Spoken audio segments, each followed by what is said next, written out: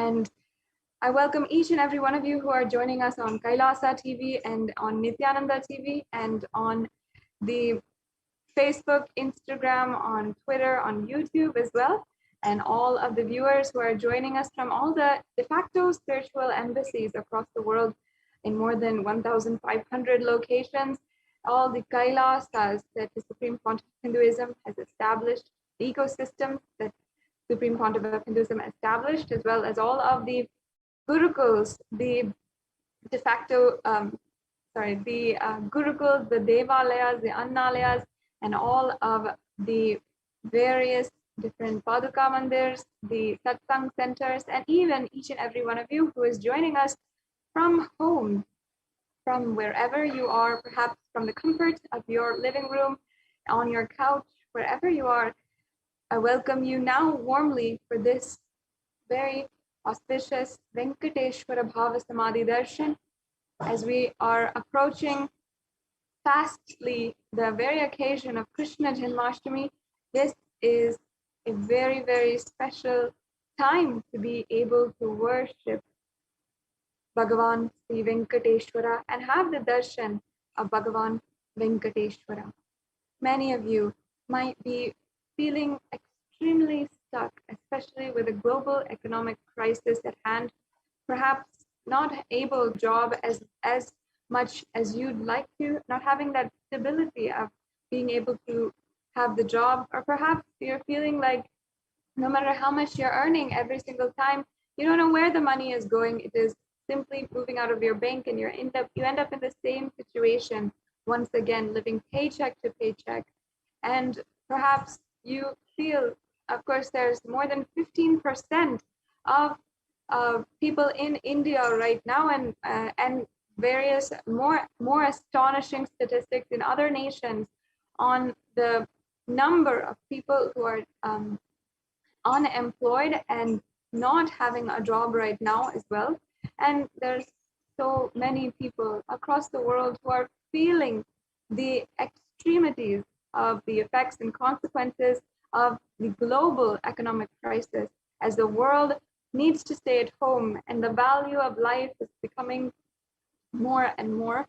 Each and every one of us are feeling the effects in the economy. It's at this time, during this global pandemic, and all of us are needing to stay at home, many of us out of a job, and many of us feeling that extreme desperate and hopelessness, at least when it comes to our own personal economy, or our own personal wealth, our savings account, and our future ultimately. This is the time when the Supreme Pontiff of Hinduism, Jagat Guru Mahasannidhanam, His Divine Holiness, Bhagavan Nithyananda Paramashivam, is offering, giving each and every one of us a way to create a breakthrough in our own life, in the field of wealth manifestation, abundance, and even creating beautiful relationships in your life, and ultimately manifesting abundance in all of its forms, in whichever way you define it. In this program, you will be able to simply break through your deepest patterns and deepest obstacles for manifesting wealth. And you'll be able to do this just simply by listening and imbibing the most supreme teachings mapped into the modern day language, the user-friendly modern day language by the Supreme Pontiff of Hinduism, and revived from the ancient Hindu scriptures. And you'll be able to have today the divine darshan of Bhagavan Sri Venkateshwara. And finally, after that, you will be able to experience for yourself the transformation by literally being able to start practicing and start manifesting the Shaktis yourself, the Shaktis of Paramashiva, and expressing the space of oneness in your life. It's going to be a very exciting program, especially with Krishna Janmashtami, the very occasion when the great avatar Bhagavan Sri Krishna had happened on planet Earth 5,000 years ago is fastly approaching us in that auspicious time in when the same set of stars shone down on the earth as the same time when Bhagavan Sri Krishna was born on planet Earth. It is the time when we can deeply connect to the form and the energy of Bhagavan Sri Parandhama, of Parandhama, and simply radiate, manifest whatever we want in our life. So I once again warmly welcome each and every one of you for this beautiful process. We are going to be, in this program, we are going to be literally part of experiencing what the Supreme Pontiff of Hinduism has revived as the Bhava Samadhi Darshan. And actually, if we break down the world, Bhava Samadhi actually means Samadhi. If you break down that word, Sama means oneness and Adi means the source. And Bhava means an emotion or aspect through which you connect with the divine. So Bhava Samadhi literally is manifesting oneness with the source through a certain aspect. And today we are going to be literally experiencing oneness with the source through the aspect of Bhagavan Venkateshwara.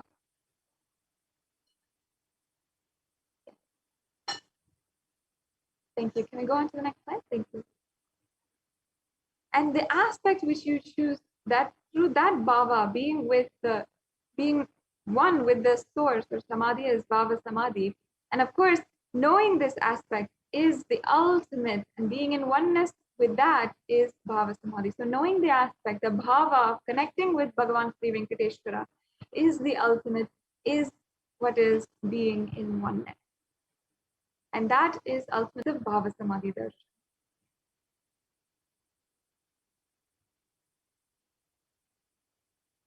The next slide, please.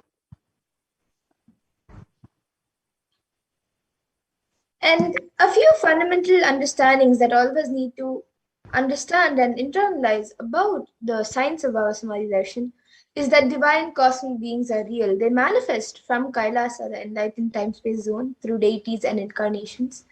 And the divine cosmic beings manifest through Archavataras, deities in temples, and through Bhava Samadhi Darshans in Nijavataras, incarnations.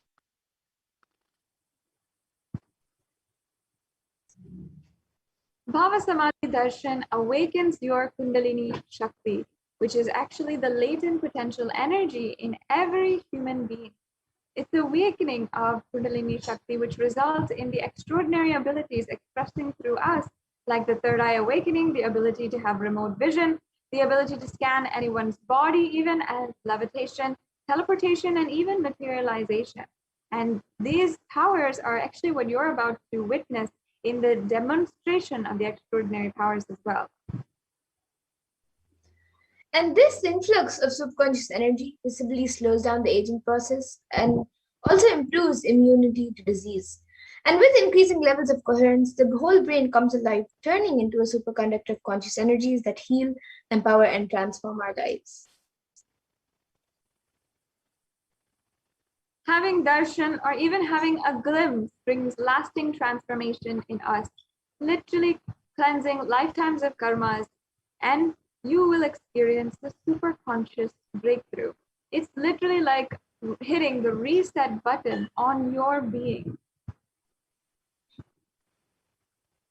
And during the Bhava Samadhi Darshan, our neurons mirror that of the avatar. And mirroring neurons, which is a natural phenomenon which happens in every human being, activate the process of all the other movements or information of the avatar just by seeing. And that is, our entire body can silently and without movement recreate what is happening distances far away, experiencing the superconscious energy radiated by the avatar. Now, let us briefly be introduced to the very being, the incarnation of Paramashiva, Supreme Pontiff of Hinduism. The Supreme Pontiff of Hinduism, Jagadguru Mahasannidhanam, His Divine Holiness, Bhagavan Nithyananda Paramashivam, is the reviver of Kailasa, a macrocosmic, ancient, enlightened Hindu civilizational nation. And the Supreme Pontiff of Hinduism is the 1008th incarnation of Paramashiva as per Hinduism, recognized by his predecessors who were enlightened masters and adepts from the great spiritual Kshetra Tiruvannamalai, the Supreme Pontiff of Hinduism's birth town, and the Supreme Pontiff of Hinduism has made the science of power manifestation, yoga, and temple-based universities as a lifestyle for humanity. And the Supreme Pontiff of Hinduism is ordained as the 233rd Guru Mahasannidhanam of Kanchi Kailash Sarvagnipeetham, which is the Tonde Mandala Adinam, the incumbent emperor of Suryamsha Sananga Samrajyam, the present 293rd Jagat Guru Mahasannidhanam of Kailasonata Shyamala Peetha Sarvagnipeetham, and the present Mahamandaleshwar of the Mahanirvani Akhada, which is the largest apex monastic order. The Supreme Pontiff of Hinduism is the 1008th Acharya Mahamandaleshwar, the head for all the spiritual leaders of the Atal Akhada, and the present 23rd Guru Mahasannidhanam of the Dharma Mukti Swargapuram Adinam, and as well elected as the Supreme Pontiff of Hinduism by a congregation of over 1,000 Hindu leaders or pontiffs. And the Supreme Pontiff of Hinduism is revered as a teacher of Hinduism, the most prolific, most viewed, read, and watched. He has authored 300 books and 10,000 articles in 3 different languages, which are English, Tamil, and Sanskrit. And these are translated into 50 languages with over 1,000 titles. And over 20 million copies of these books and articles have been sold, read, and downloaded. And the Supreme Pontiff of Hinduism has given over 10,000 hours of discourses for humanity and reaching and enriched over 1 billion lives digitally, and is respected as a commentator of all sacred scriptures such as Upanishads, Bhagavad Gita, Shiva Sutras, Brahma Sutras, Yoga Sutras, Ashtanga Gitas, Jain Sutras, and many more.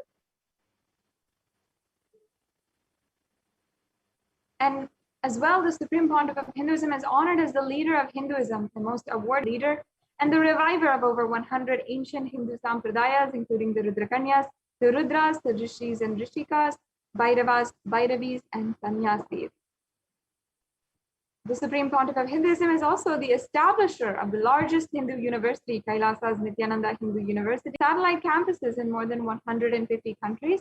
And the Supreme Pontiff of Hinduism is the establisher of over 1,000 plus Kailasa enlightenment ecosystems, the founder and reviver of over 100 Sarvagnapeethas, and the collector of the largest Hindu library with over 1 million books, 1 million palm leaf scriptures, and over 20 million digital books. So now this brings us to a conclusion of this introduction to your journey and your transformation and manifestation of the most ultimate wealth in your life. I now invite each and every one of you to continue to stay with us through this program with the Bhava Samadhi Darshan of Bhagavan Sri Venkateshwara. In this next segment, we will be experiencing the demonstration of the powers of third eye, where the Nithyananda Gurukul Balasans will be literally manifesting for each and every one of us the powers of third eye, showing you the possibility which lies ahead of you. So now, first, we'll be understanding what are Shaktis, what exactly they are. Let's disentangle some of the misconceptions and misunderstandings about the extraordinary Shaktis. Let's have the perfect understanding, which is based from Sanatana Hindu Dharma, from the Vedic scriptures, and let's enter into this most sacred process.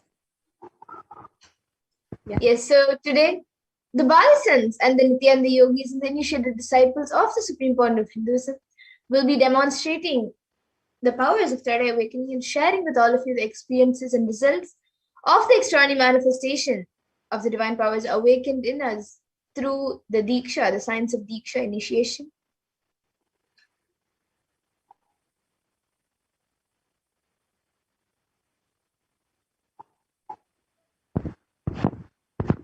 And in today's Bhava Samadhi Darshan, all of us will be receiving the initiation into third eye awakening and various other powers with the blessings and the grace of the Supreme Pontiff of Hinduism. We will be manifesting the powers of the third eye and Mahima, the power of altering height. The power of third eye is, the third eye is literally the cosmic browsing center located between the between the eyebrows, and which is upon initiation where one can effortlessly express the powers and see through the third eye just as you would with your two eyes.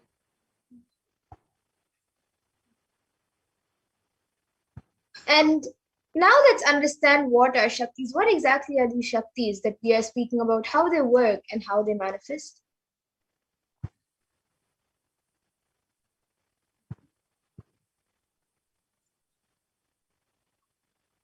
Manifesting powers or Shaktis, as described in the Vedas and Agamas, are described as a system, method, and science for human beings to explore the various possibilities and powers and have access to various states of consciousness. Shaktis manifest from the fundamental cognition that you are divine and you need to manifest divine, and not that you are a man and that you need to reach divine. Here, the foundation is that you are Paramashiva. That's the ultimate truth, that we are all on the path to experience. And you are Paramashiva, even if you don't understand, and even if you've not yet manifested it. Understand that's why what Paramashiva is revealing through this body and through this system, through this methodology, any samyama you do on powerful cognitions, you manifest only Shaktis and powers, not Siddhis. Understand, this is actually a very beautiful quote from the Supreme Pontiff of Hinduism himself.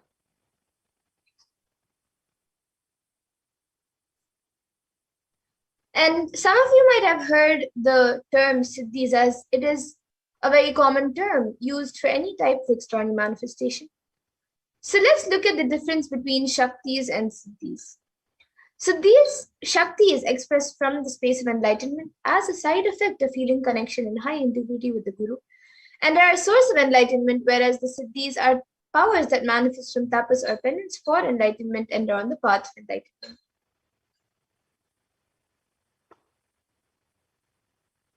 And a few more differences between Shaktis and Siddhis. The Shaktis of Paramashiva manifest through ordinary human beings in an extraordinary way, and all after initiation from the avatar. And Shaktis, believe it or not, are permanent inside of our system. And on the other side, Siddhis are not permanent, and they also might divert you from the goal of enlightenment.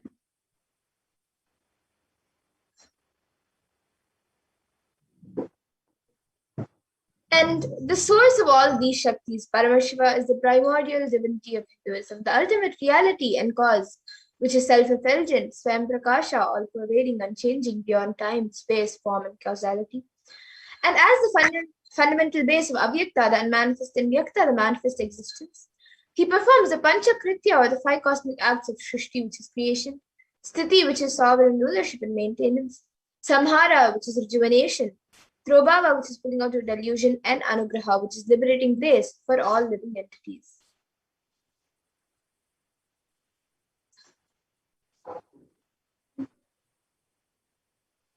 And the Supreme Pontiff of Hinduism, Guru Mahasannidhanam, His Divine Holiness, Nithyananda Paramashivam, as the 1008th living incarnation and representative of Paramashiva and the reviver of Kailasa,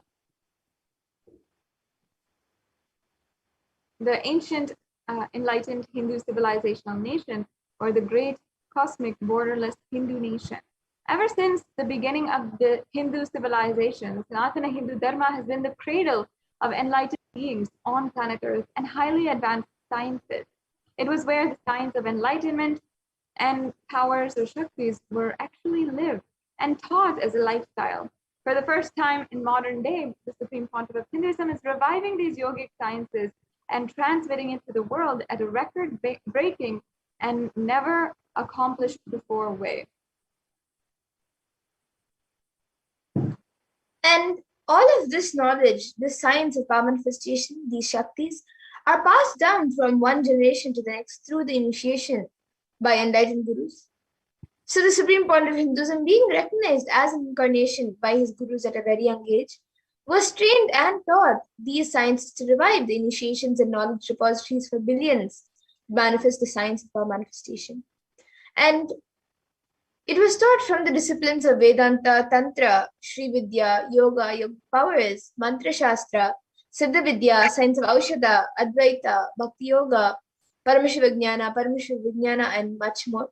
And you can all also see all the various beings, enlightened beings who have trained and taught Swamiji these sciences. Ever since he was young, you can see Mataji Vivekananda Puri, Pundi Swamigal, Isiki Swamigal, Annamalai Swamigal, Kanchi Paramacharya, Visri Swamigal, Yogiraj Yogananda Puri, and many more.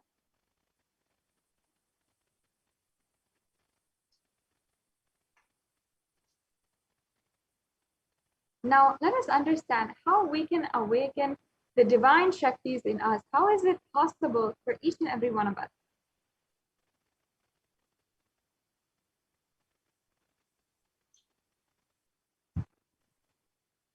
So every ultimate truth, jnana, is mapped into your consciousness, prajna, and manifests as a possibility and power of every being, prajnana.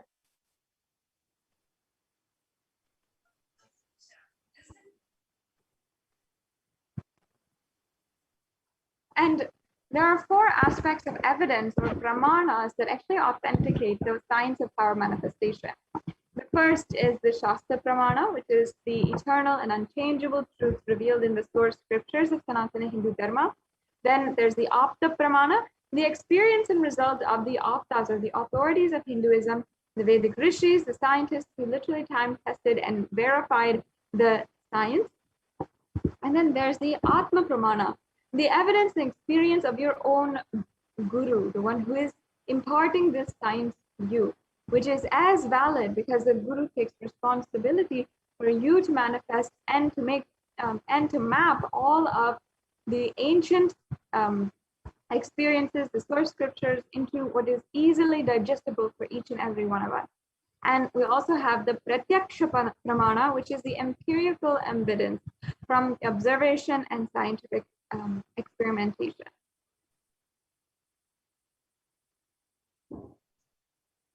And for those of you who might be wondering, what exactly are these Vedas and Agamas, where Paramashiva describes all of these sciences? So the Vedas are the ultimate superior authority for Hindus and are a pure science where the ultimate truths are explained. And the Agamas are the scriptures where the applied technology and the applied sciences are expanded. So the Vedas and Agamas, the Vedagamas, which is a living applied science for all Hindus, is given the status of Shruti as they're directly revealed by Paramashiva. They're the ultimate eternal, unchangeable truths. And a reference cited from these Shastras or source scriptures is called the Shastra Pramana.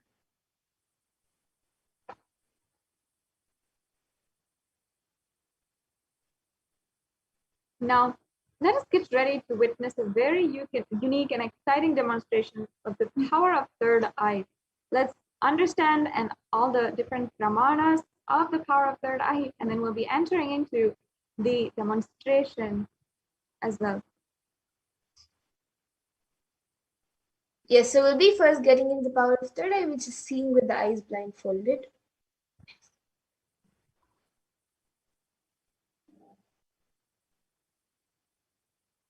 And the Shastra Pramana for this power of third eye comes from the Vijnana Bhairava Tantra.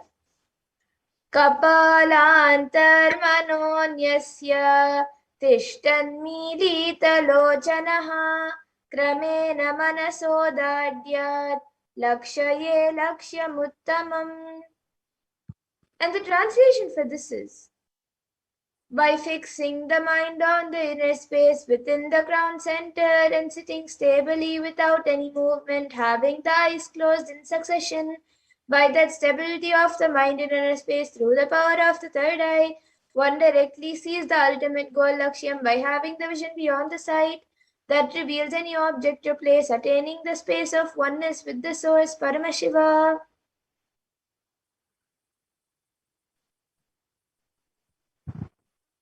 And we also have the Apta Pramana, which is when Bhagavan Sri Krishna initiated Arjuna into the third eye.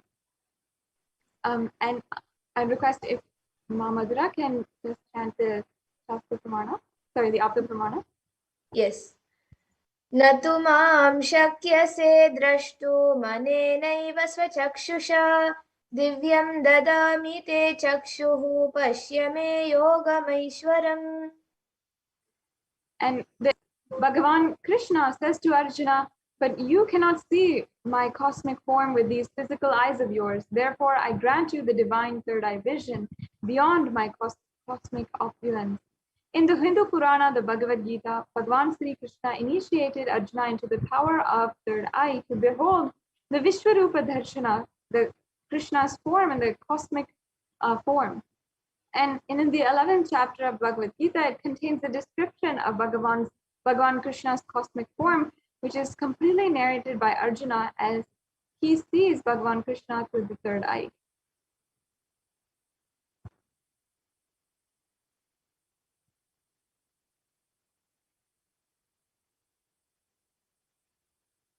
And we also have the Atma Pramana. And the Atma Pramana is the most sweetest, the amazing experience from the life of the Supreme Pontiff of Hinduism himself.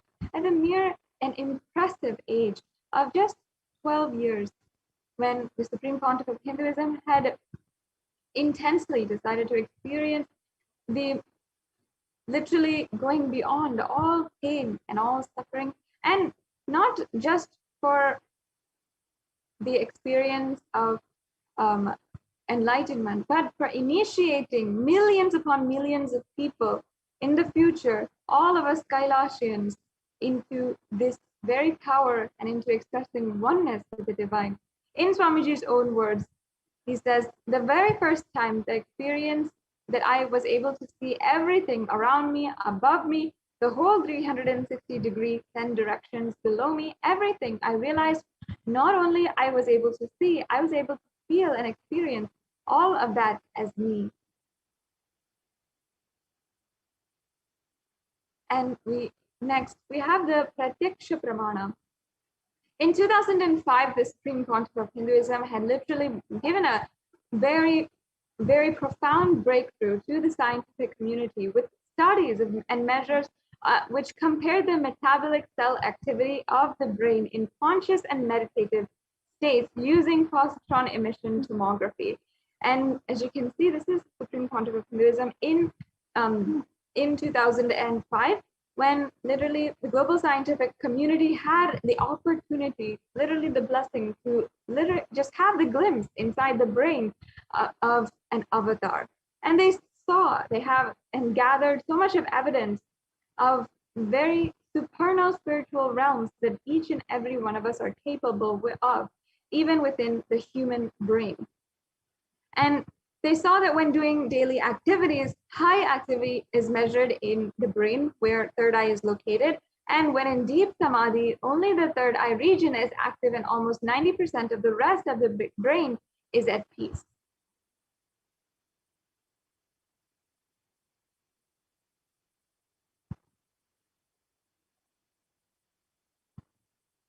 So now, we'll be experiencing the Sakshi Pramana, the experiences of the extraordinary manifestation through the initiated disciples. You have to understand that this rare sacred science of the third eye awakening is being made available to humanity for their ultimate enrichment and conscious evolution by the Supreme Pontiff of Hinduism. And the Supreme Pontiff of Hinduism embodies the most profound yogic states that surpass all bounds of time, space, and matter. And he's gifting this pure great science of the third eye awakening, along with other spiritual sciences, Diksha's initiation, for millions of people.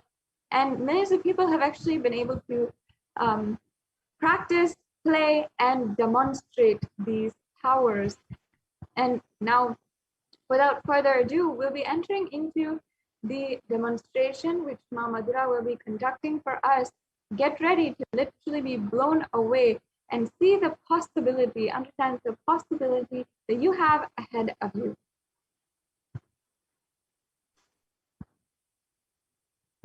Yes, so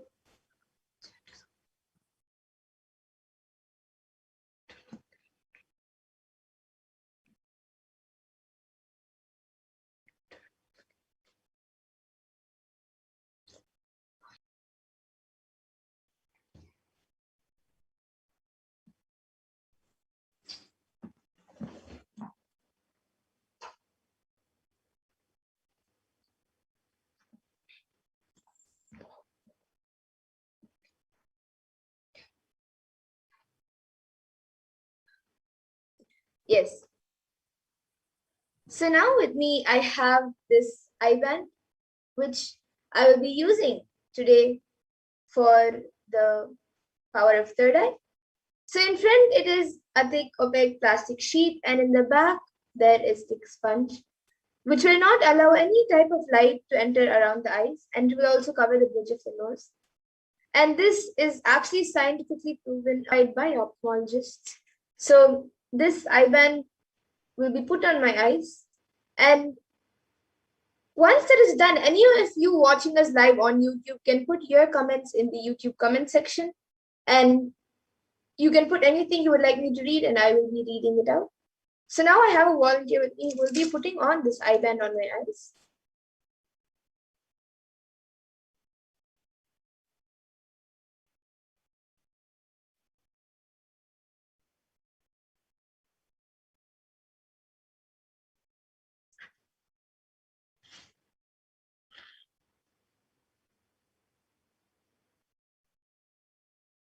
So you can move a little to the left, little up, and little tighter.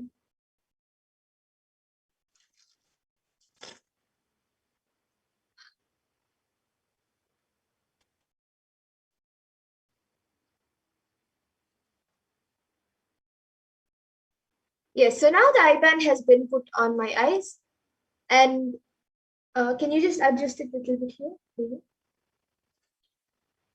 Yes. So now the IBAN has been put on my eyes. All of you can see. I'll be turning to my right, left, up, and down, so that you can see that there is no gaps anywhere around the eyes. And now the YouTube comments will be projected in front of me, and any of you who would like to put any comment which you would like me to read, you can put it in the YouTube live chat. You put a sequence of emojis, numbers, letters, pictures, anything. So we have Marjun Vamadeva Shivam, who has put "can read me" and a question mark. Is there any comment that you would put, we will be able to read. And before that, we have Mahasatya Nitya Bhakta, who has given 99 cents. Thank you, Ma, for your contribution to Kailasa.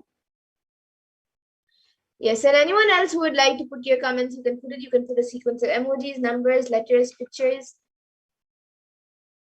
or you can even put random sentences or words that don't even make sense.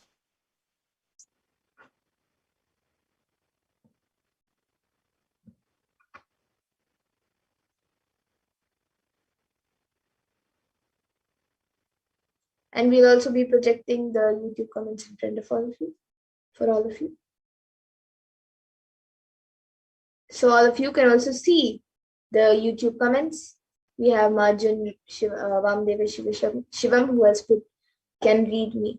Yes, and then now we have another comment, which is by Prabjot Gill. Prabjot Gilaya has put a comment with light and a book emoji with a bulb in a book, and then a cat in a box, and then a phone, I guess, with a yellow thing, and then a snail, and then a ladybug, and then a snake, and then a horse, and then a yak, and then a mouse, and then a dolphin, then a whale, and then a conch, a shell, and then a blue ball, and then a picture of a rocket in space, which is in a square frame, and then a rose, and then a open banana, and then a yellow heart, and then Swamiji, and then now after that, Mahasatya Nitya Bhakta, she has put gratitude, then Namaskar emoji, then Guru Shishya is the core of Sanatana Dharma, then 5 Trishul emojis, and then a square, a purple square with like 2 circles and many lines around it, then a pink flower with 5 petals, and then a brown leg, a foot, then a pink flower, a hibiscus, and then a leg, and then another pink flower, and then 5 Trishul emojis, and then a mala, and then Silanji, who has put a heart emoji with two pink hearts, and then a blue heart, and then a white flower. Yes, would anyone else like to put your comments? You can put anything. You can put a sequence of emojis, as we have already a few comments like that which I read, and then you can even put random words, random letters, sentences, even something that doesn't make sense, you can put it.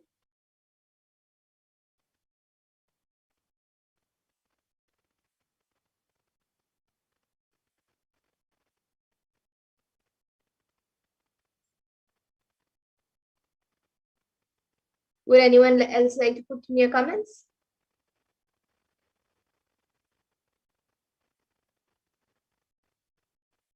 Yes, so now we have Marjan Vamadeveshwar, who has put 3 broccoli emojis. It looks more like trees, but I think it's a broccoli.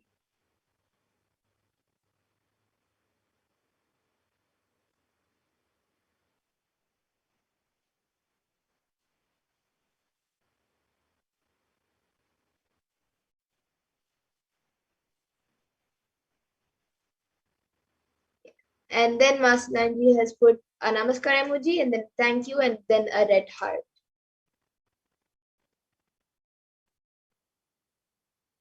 Then Mahasatya Nitya Bhakta has put 3 emojis with a purple background.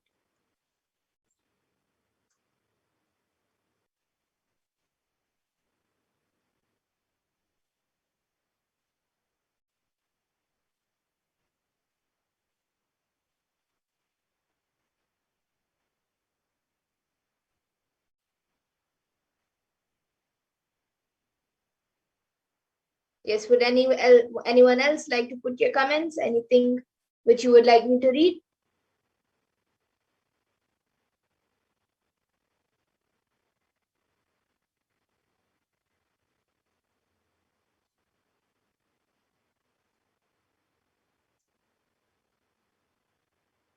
Okay, yes. So now with that, we will now be moving on to the next power, the power of body scanning. And yes, before that, we have Marjan Vamadevisham, who has put my mother is Devi. Then Mahasatya Nityabhakta, who has put that was so cool. And then 3 heart emojis, which are green hearts. Yes. So now with that, we'll be moving on to the next power, the power of body scanning. Before that, I request the volunteer to now remove the IBAN.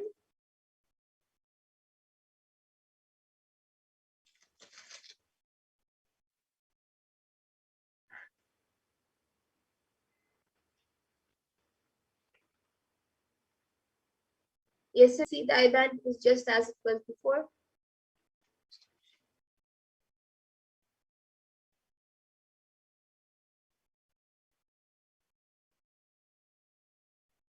You can see the IBAN. And with that, we'll now be moving to the next power, the power of body scanning. So anyone who would like a body scan can put your comments in the YouTube comment section.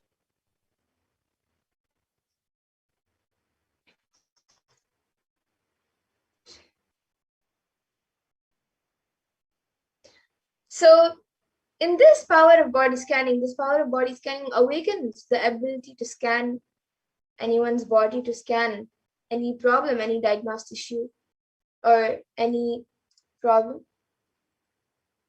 And the Shastra Pramana for this power comes from the Vijnana Bhairava Tantra.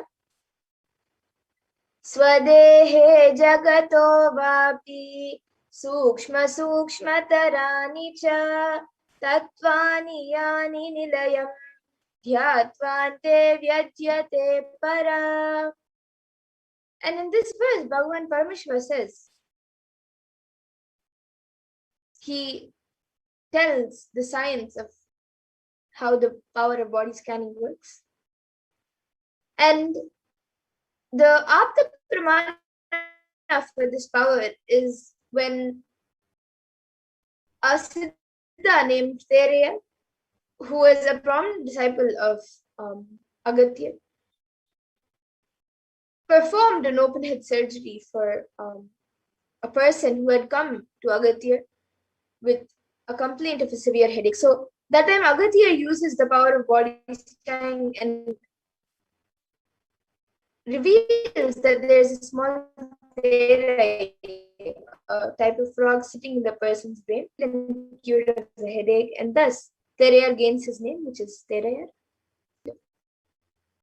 The Apta Pramana for this is when Swamiji had the multiple compound hand traction, and maybe Masashukriya can share with all of you the Atma Pramana for this power of body scanning.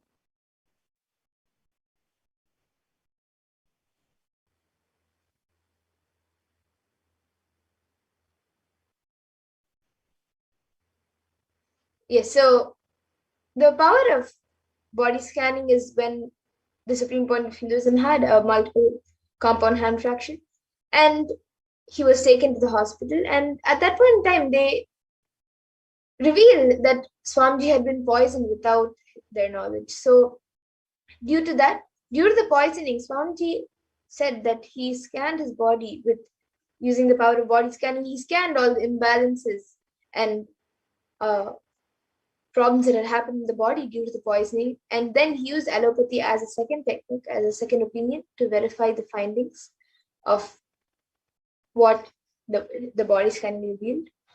And on social media, we also have many disciples who have been initiated by the Supreme Point of Hinduism, where they have shared how they have experienced this power of body scanning and manifested this power of body scanning themselves. And we will now be getting into the live demonstration of this power. So anyone who would like a body scan can put your comments in the YouTube comment section, and we will be doing a body scan for you.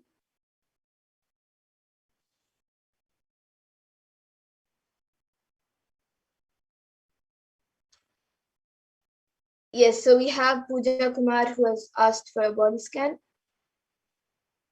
and healing for powerlessness. Yes, ma, now I'll be doing a body scan for you. And any of the viewers who would like to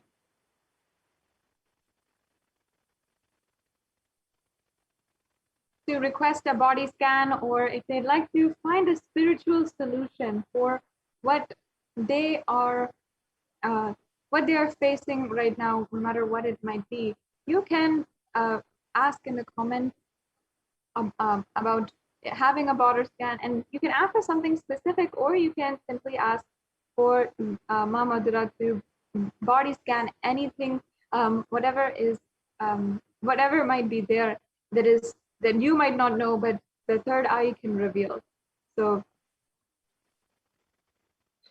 yes, so Ma Pooja Kumar, for you, Ma, I was able to see that the best way to get healed for your from your powerlessness or any problem that you are going through right now in the past few days is to watch satsang. You can watch satsang where Swamiji speaks about completion, where he speaks about unclutching, and any other satsang also which you would like to watch. Just watch satsangs. You can at least watch 1 or 2 satsangs every day without skipping. You can also log in on NTV and watch the satsangs that are playing and have the darshans of Devi Parashakti. And today we will be also having the Venkateshwara Baba's Mat Darshan. And so all of you can, Soma Pooja Kumar, make sure that you watch satsangs and watch the darshans, and that will help you in getting healed from your powerlessness. And the clicks that you get from the satsangs, as much as possible, use it in your day-to-day lives and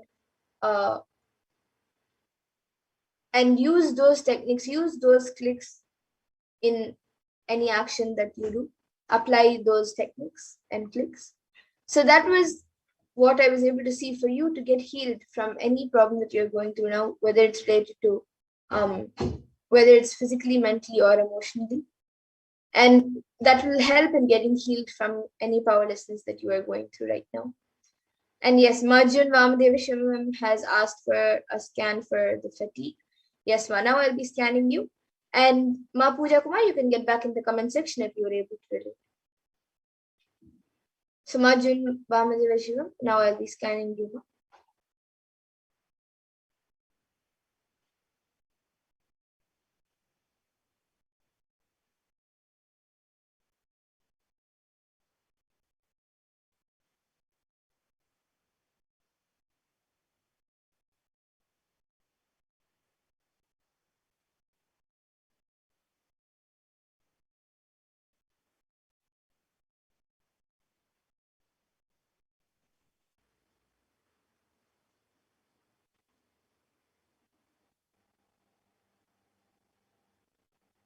Yes, so Majun, for you, I was able to see that the solution for your fatigue, which you're going through, as you have asked specifically about that, I was able to see that the solution for that is before any action, chant the Mahavakya 3 times, and whenever you feel um, that you're getting very tired or you're getting very bored, whenever you feel the fatigue, at that point of time, also just connect with Swamiji, chant the Mahavakya, and you will see that immediately you again have your energy will be rejuvenated and you will feel very fresh and you will just see that the fatigue disappears. So this is what I was able to see for Yuma. Just chant Mahavakya intensely, connect with Swamiji, and you will be healed from that. And actually, one more thing that I was able to see was that there is a lot of there's like a layer of um, gas and toxins which is getting accumulated around your stomach wall. So you have to get clean that, and I was able to see that to clean that you have to do the panchakriya. So do start doing the panchakriya, and that will help in getting your stomach cleaned. And yes, you have asked how many times you need to chant. Before any action, you can chant it 3 times, no? But when you feel that you're very tired, or when you have fatigue, that time you can chant how much ever times you want to. You can chant it 3 or more times, anytime, how many ever times you want to. And so yes, Marjan. And Ma Silain ji has asked a scan for anger and frustration. Yes, Mana will be doing a scan for that.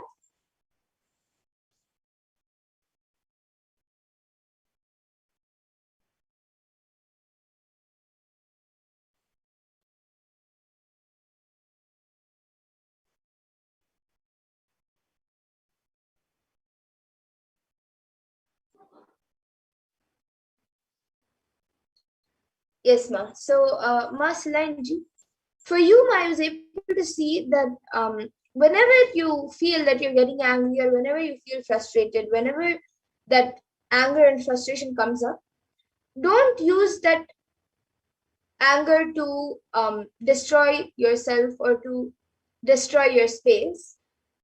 Consciously decide, and you can even keep like if you have somebody with you, you can ask them to remind you, or you can remind yourself that whenever you get angry and frustrated, instead of using that anger to uh, not do something or to destroy your inner space, instead of that, you can use that anger and frustration, use it in a positive way, make that energy go in a positive way, and you can yeah, so basically use your anger and frustration in a positive way, and that will help you. And you will see when you start using it in a positive way, you will actually see that the anger and frustration reduces completely.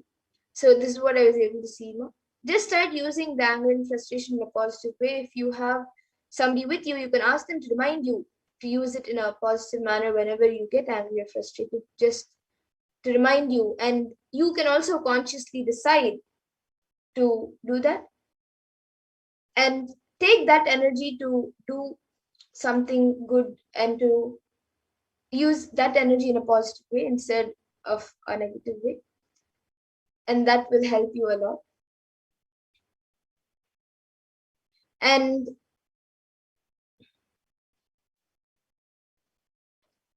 Sumi Murliaya has asked a scan for BP and heart, and neck and body. Yes, Sumi Murliaya, now I'll be scanning for you.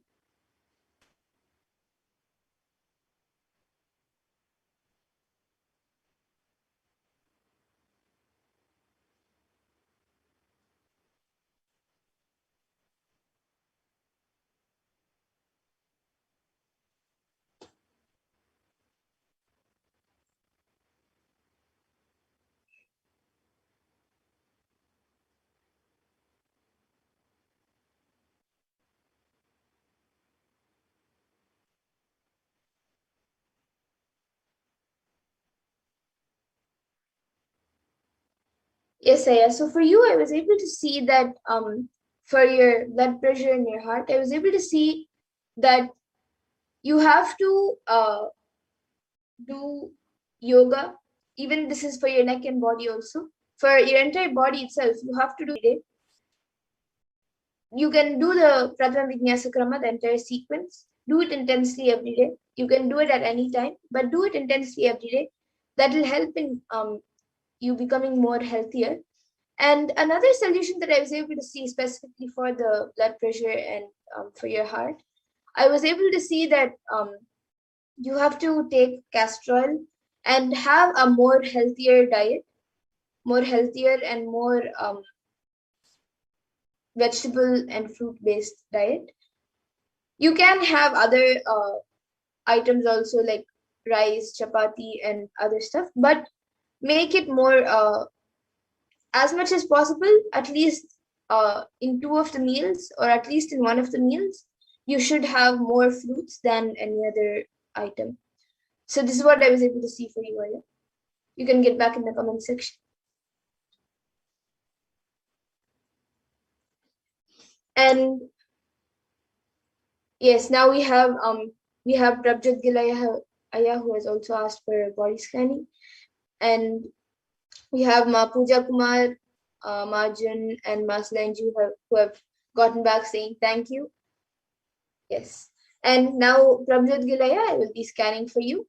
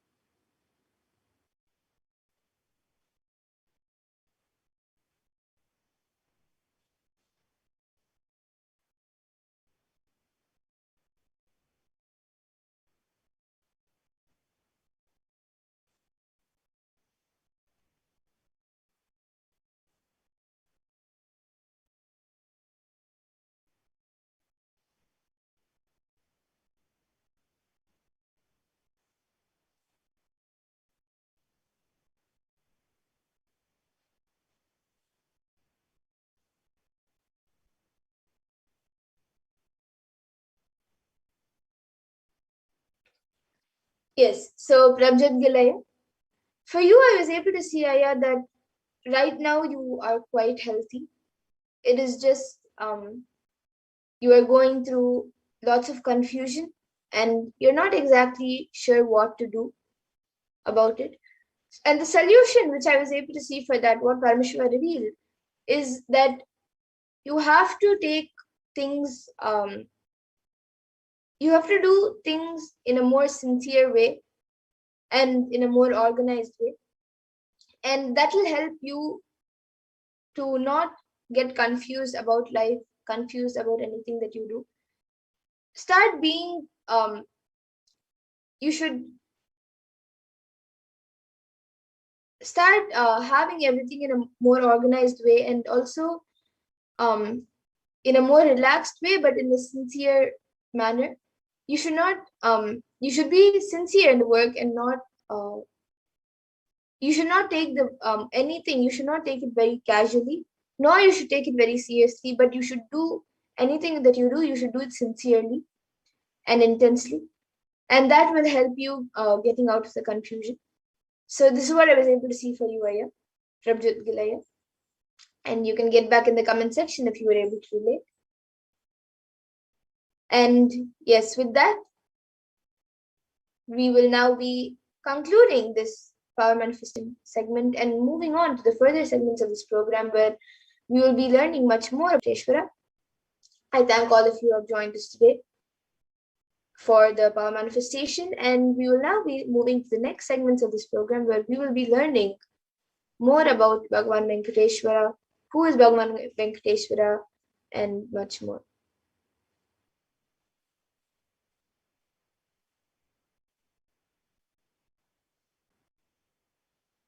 Now, in just this few minutes, I invite all of the viewers once again to connect with the Supreme Pontiff of Hinduism, connect to Kailasa and all of the various different social media platforms, and ensure that you can receive a notification as soon as it's possible for you. As in, there are so many different special satsangs, different announcements, different dikshas that the Supreme Pontiff of Hinduism blesses each and every one of us with. And you never want to miss a notification, never want to miss an event. So I invite each and every one of you to get connected immediately. And you can subscribe to our YouTube channel if you're watching on YouTube, and you can also join as a YouTube member. And as well, like the Facebook page for the official Facebook page of the Supreme Pontiff of Hinduism, as well as the official Twitter handle and the Instagram. So now let us enter into the next segment of today's program on the various different powerful cognitions about Bhagavan Sri Venkateshwara. First, we must understand very deeply that Sanatana Hindu Dharma has given the solution for every single one of our modern day problems. Even when it comes to something that we feel is the most physical thing, is something like wealth, and something is like money, something like the money in your bank account. Sanatana Hindu Dharma has provided the solution to how you can literally be able to manifest that, even if it's as physical as possible. It's not something spiritual, it's not a spiritual experience you're asking for. It is down to the ground and as physical as you want it. It is possible through the solutions of Sanatana Hindu Dharma to literally be able to manifest that. And if we just see the comparison of Kailasa versus the world and how the world has been, how the world is today, you will see that the Hindu solutions have actually worked for the last 2,000 years when the Hindu solutions were applied in our civilization. For example, if we just see, there were 18 years of growth literally wiped out in 2 months. This is the UK monthly GDP. This is just a small example that we have here, where it shows the ONS figures of in the United Kingdom, and this is in April 2020. And as you can see, in just within 2 months of the lockdown last year in 2020, literally the GDP index had gone down to back when it was in 2002. So 18 years of growth was literally wiped out in just 2 months. And if we see the contrast, how the spiritual solutions, the spiritual cognitions, and the solutions from Sanatana Hindu Dharma have worked, where for 2,000 years in Hindus and the Hindu civilization was contributing 40% of the world's GDP, and it literally consistently was contributing and sustaining the entire global economy. And it's not a joke for a civilization, even under attack, to be able to stably do this for 2,000 years. Whereas if you see the contrast, just within 2 months, something could be literally wiped out. Yes. So how does this happen? What is the secret behind the powerful cognitions and behind the stability of the Hindu economy? It is the powerful cognitions that Bhagavan Sri Venkateshwara is representing, embodying in his form and his worship for. So Venkateshwara is one of the most powerful modern day incarnations happened in Kali Yuga. Mahavishnu came down as Sheshadri and Bhudevi took birth as Padmavati and they got married and stayed in planet Earth, on planet Earth, with the beautiful body, with the body at least for 200 years and created a beautiful kingdom, blessing the devotees with wealth, health, and all the auspicious things.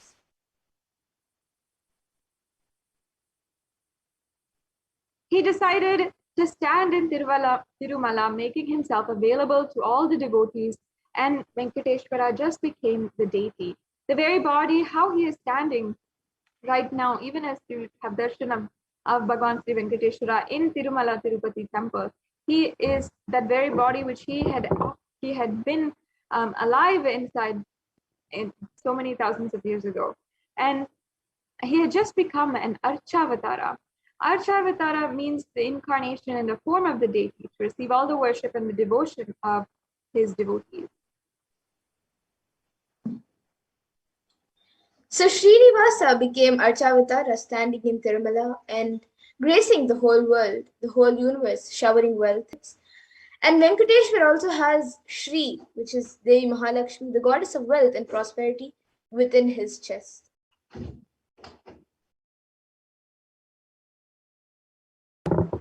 And even until today, there is one jewel that Bhagavan Sri Venkateshwara is wearing, which is we're still not able to put any value for it. On Venkateshwara's right chest, he is having the world's costliest jewel. He wears it on the Vaikunta Ekadasi day on the Srivatsam, and that jewelry is called the Vaidurya. The Vaidurya diamond, if it is at least 1,000 years old, older than any diamond that is there on planet Earth. And that jewel is supposed to have come out of the churning of the Milky Ocean. If you don't know, the churning of the Milky Ocean is a very great Puranic event, meaning a historical event which was recorded in the Hindu Puranas, which literally represents the happening, the creation of the Milky Ocean or the Milky Way galaxy. And there's only one piece of this Vaidurya jewel available on planet Earth. That is the one that Bhagavan Sri Venkateshwara is wearing. And the power of this energy field of Tirupati is, we can clearly see it in the life of Ramanuja. When Ramanuja, who was a great enlightened master, he was staying in Tirupati for many days, in Tirupati Tirumala, with his disciples. And one day Ramanuja was getting ready for the pilgrimage back. So he packs his bags and some food and walks all the way. The full day, along with his disciples, they go down the hill. And in the evening, they reach the downhill and they open their food for eating. They find a lot of ants in the food, so the disciples started cleaning all the ants. Ramaraja just stopped and said, "No, don't do." He just packed the whole food safely, not even leaving even one ant, and walked back all the way uphill without having any food, especially in the night.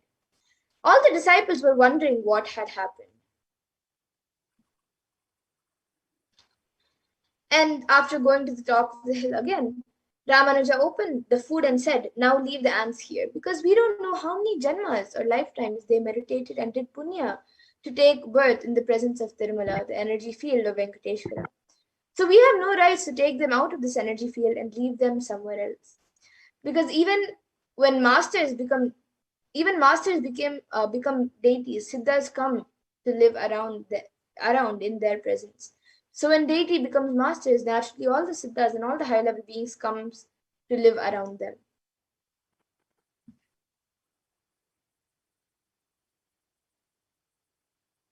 Yes. And first, let us chant the verse from the Narayana Suttam, which describes Bhagavan Narayana or Venkateshwara. Yes. So this was Devam Vishwaksham Vishwashambhuvam Vishwam Narayanam Devam Aksharam Paramam Padam. This universe is the eternal being, Narayana, the imperishable, the supreme, the goal, the multi-headed and multi-eyed, omnipresent and omniscient, the resplendent, the source of the delight for the whole universe. and The Apta Pramana for this is mentioned in the Brahmanda Purana, which also contains the Sri Venkatesha Sahasranama, which are the 1,000 names of Lord Venkatesha, which occurs as a conversation between sage Vashishta and sage Narada. And it also contains the Venkatesha Ashtotara Stotram, which is the 108 names of Lord Venkatesha. And it also says, Krite tu narasimho bhutretayam raghunandana dvapare vasudevascha kalo venkatanayaka.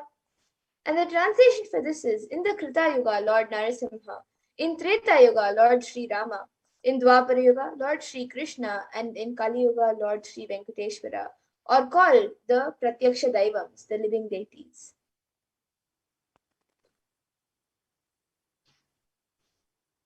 And now the Atma Pramana is actually very, very unique because the Supreme Pontiff of Hinduism himself has the muscle memory of Venkateshwara. And in fact, Bhagavan Sri Venkateshwara is literally the muscle memory of the Supreme Pontiff of Hinduism. And in the life of the avatar, it's described how the very muscle memory had formed where when Ma Lokanayaki, the biological mother of the Supreme Pontiff of Hinduism, did the Anga Pradakshina, or the circumambulating the temple of the Tirumala Tirupati temple. She had actually vomited and then found out that she was pregnant at that time. And in that way, literally the prasada that she had, that was the first prasada that the Supreme Pontiff of Hinduism had partaken, was from Venkateshwara. Strong connection with Venkateshwara. And the first sweet I got is literally from Venkateshwara. So that is the beauty of the connection of Bhagavan Sri Venkateshwara and the Supreme Pontiff of Hinduism himself. And today, literally, the Supreme Pontiff of Hinduism is manifesting the bhava of Venkateshwara, and each and every one of us connect to Venkateshwara through the Supreme Pontiff of Hinduism.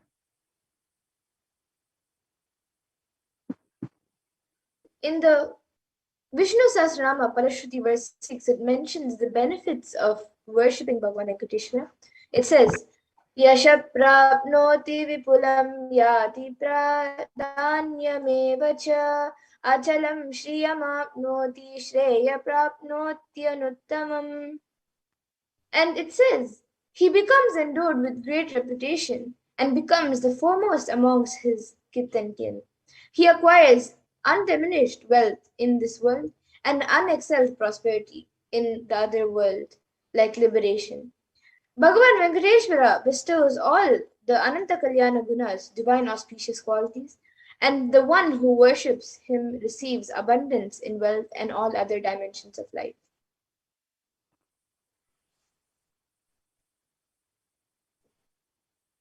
And in today's darshan, Bhagavan Venkateshwara is manifesting through the Supreme Pontiff of Hinduism, the Nijhavatara, the 1,008th living incarnation of Paramashiva.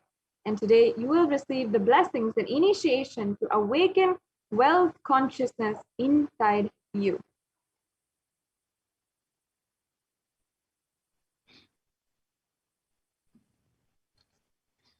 And in the Hindu tradition, we have two dimensions of wealth creation, which is the Shankanadi and Padmanadi. So the Shankanadi means conquered wealth, which is conquered from natural. Padmanadi means flowered wealth, which is like a lotus, which is created. And the Padmanadi is made to flower from natural resources.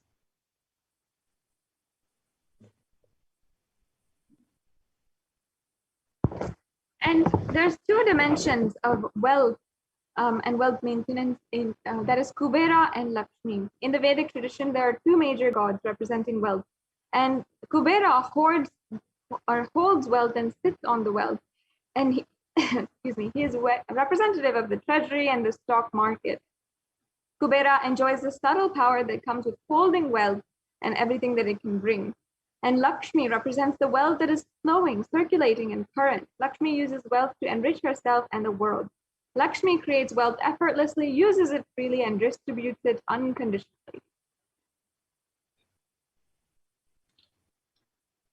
So now let's see wealth creation in the Hindu way?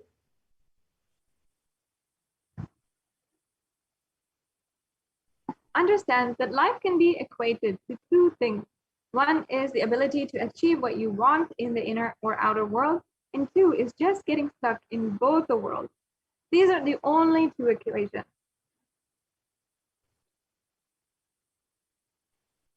Everybody wants wealth, but they do not increase the life in them to the level they wanted. Wealth can be equated to the life energy you express.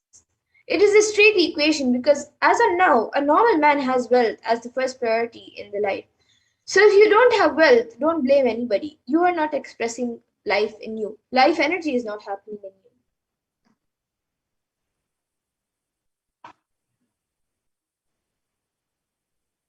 And creating wealth is an intrinsic part of life. Krishna says very beautifully in Gita, Kahano karmano gatihi, meaning the universe by its nature works, works, and works. If you have at least the goal of creating wealth, you will be creative. Your energy will be channeled properly. The first priority in life should be for moksha, enlightenment. Until that happens, the second priority can be creating wealth.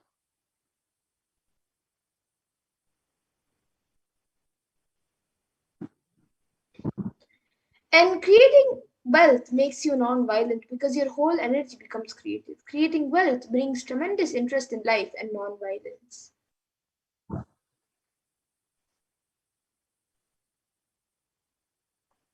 Please understand, wealth is not just an object or a thing to be achieved. Wealth is literally an extension of you. Anything that adds to you is wealth. The quality of health you enjoy, the state of your relationship, the fulfillment you experience in your career, your mental state, your sense of inner fulfillment, all these are measures of the success with which you have created wealth in your life. And wealth is just a utility, it is neither bad or good. Money is one wealth, currency is one wealth, the assets are one wealth, and being alive and active is one wealth. Wealth is not just money or currency.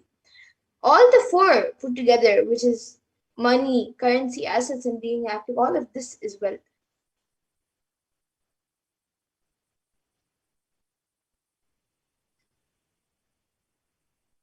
Wealth consciousness means to make a clear decision to break out of the myths and mental patterns that impoverish us and draw us again and again into a poverty cycle.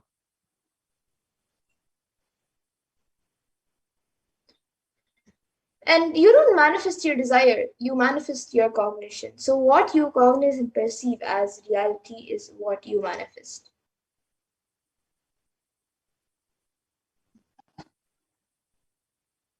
Having understood this, we have to really understand the between our beliefs and our desires. Many of us say, I really desire wealth, but deep down, we believe that wealthy people are arrogant people or bad people. They do a lot of bad things. If you believe wealthy people are arrogant, bad, wrong, they do many wrong things and they exploit others, then how can you manifest wealth in your life? The fundamental truth, again, is that we manifest what we believe, not what we desire. So we have to address our beliefs fundamentally. And your perception is the material out of which your reality is made. If you desire, but you believe or perceive, cognize that wealthy people are bad or wealth is too much responsibility, naturally you will not manifest wealth in your life. Desire and your perception is called the mental patterns.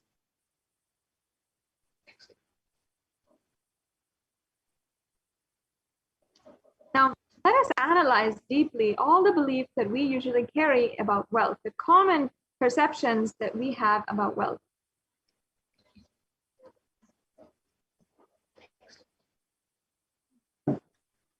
So wealthy people are arrogant, bad people. This is one of the first common beliefs that many people have. So you carry deep resistance of wealth, leading to you will not accumulate wealth, or even if you accumulate, you will carry guilt of wealth.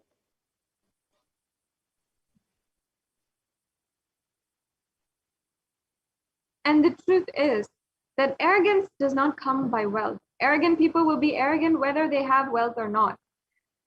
And it literally means behaving as if you are more important than or know more than another person. But we wrongly associate wealth to arrogance, create a pattern, and start hating wealth as well, the same way we hate arrogance. And another common belief that many of us have is that poverty is good. Deep inside us, we label poverty as a good quality. We feel reverence and respect for poverty. So then, how are you going to generate wealth then? And another common belief that many people have is that handling wealth is more responsibility.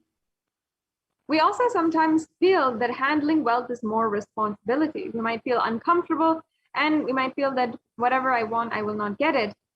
And maybe you came to this conclusion by looking at wealthy people who did not have any time for themselves and whose health was compromised and whose family was compromised and they were not even handling their life properly. So they were feeling, oh, maybe wealth is more problems at the end.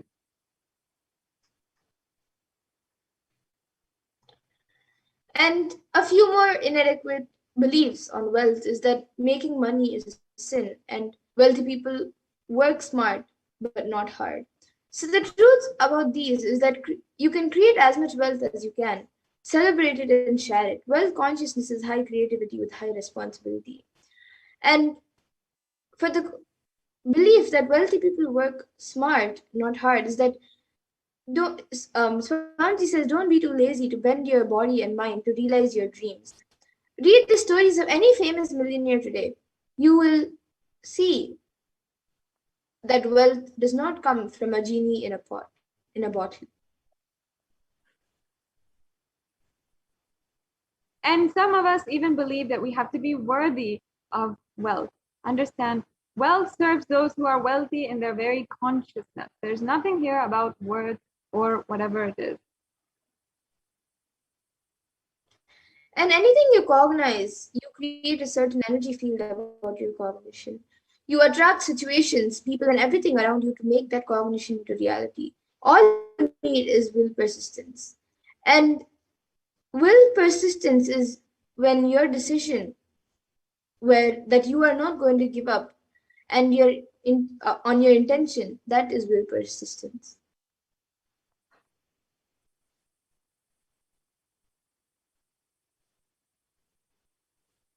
Your mental patterns go on affecting you, but you always say, I'm too busy to repair myself. It's like sitting in a broken car and asking yourself why it's not moving. Understand that the car itself is broken. And if somebody says that you need to get your car repaired, you have a broken car, you still respond and say, no, no, no, I'm too busy to repair it. I can't get down now. I just have to go. This is just utter stupidity. We have to understand, we have to sincerely look at our mental patterns.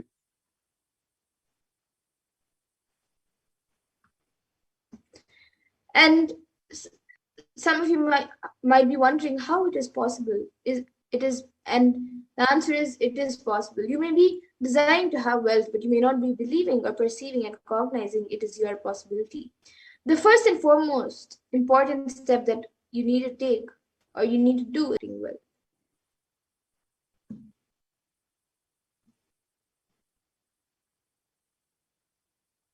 From the powerful cognitions delivered by the Supreme Pontiff of Hinduism himself on the secret to attracting wealth.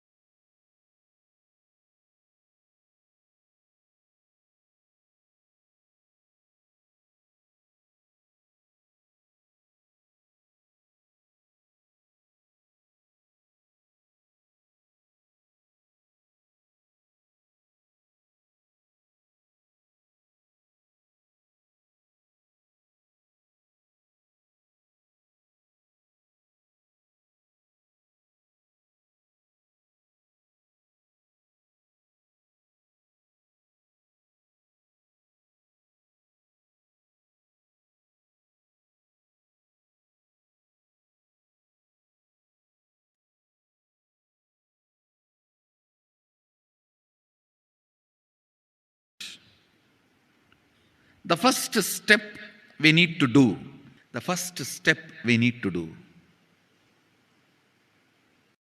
looking back,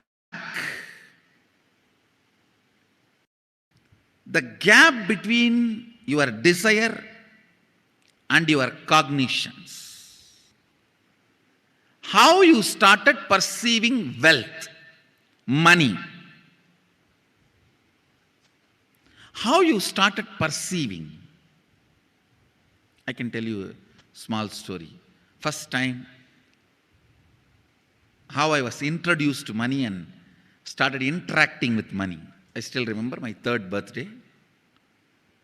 My father has given me a Ganesha who actually ate food.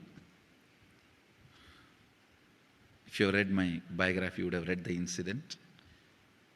If you are interested, I have narrated the whole story.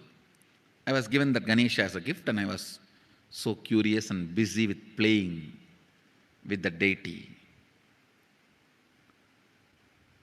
And then in Indian village, we have a habit, all the family elders will give coins on the birthday as a gift to the kids. Ganesha, and all the family elders came. I am supposed to bow down to them. It's a tradition. So I touch their feet and they will give money. A lot of money got collected. Must be some 70, 80 rupees. In those days, it's a big money. And for a kid, it's a too big money. And it was too much of coins and notes. So my father helped me to pack the whole thing in a hand key. So I looked at him and asked, what should I do with this? He said, you can buy whatever you want. I said, I don't need anything. I only wanted this Ganesha. You already gave it to me. I don't need anything. He said, then you can give it to anybody you want. So I just called all my cousins, brothers, everyone was playing. I grew up in a large joint family. 27 of us grew up together.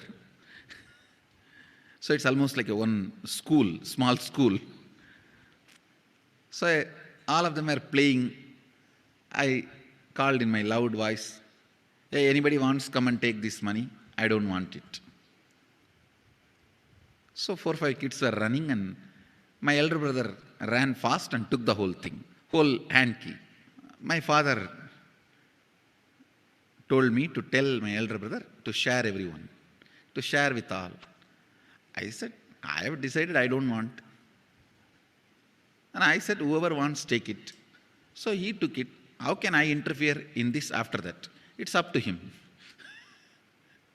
I will not even interfere, giving any further instruction to how they should share or who should share and all that. I said, I don't want. That's my first relationship with money. I still see very clearly that it's the same relationship.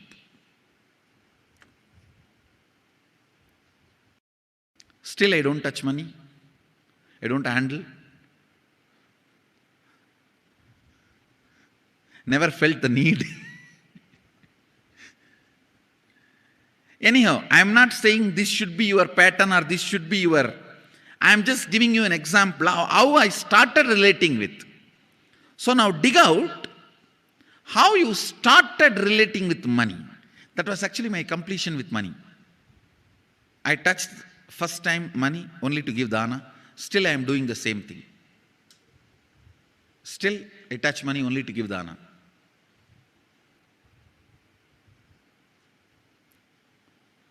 How you cognized money, wealth, what all your perceptions and beliefs and cognitions about money. Let's dig out. Let's get them out first. The moment you remember money, does it bring tremendous pain, suffering, impossibility, all that in you? What is the emotion or energy it invokes in you?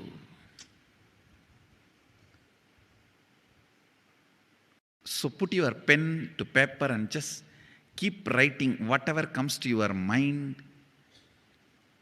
If you feel tortured, irritated, the moment you think of money, whatever you think, money is difficult, money is impossible, money is, unless you cheat, you can't get the money. Even if you cheat it, somebody will cheat from you. So much goes on inside you about money. Your incompletions with money. Just spend few minutes and let's dig out all the incompletions, mental patterns we have, perceptions, beliefs and cognitions we have about money. Listen, now cleaning up, completing these mental thought patterns, the incompletion patterns related to wealth, and stopping them from recurring. Please understand, biggest problem is when you do not recognize something as a pattern, it continues to exist in you and recur. Please understand. Recurring, for example, today you remember, yes, I have a lot of incompletions and patterns. Incompletion means, let me define.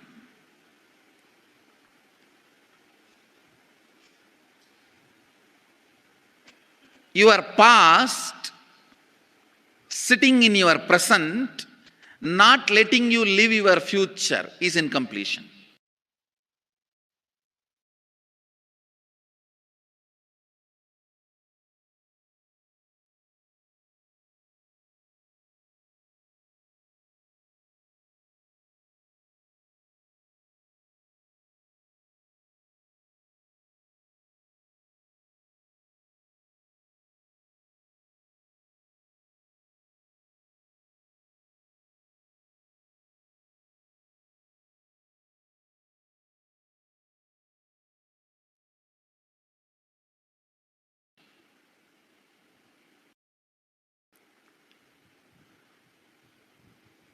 It has no logic. Because you lost love of somebody, you decide never to love again. It has no logic.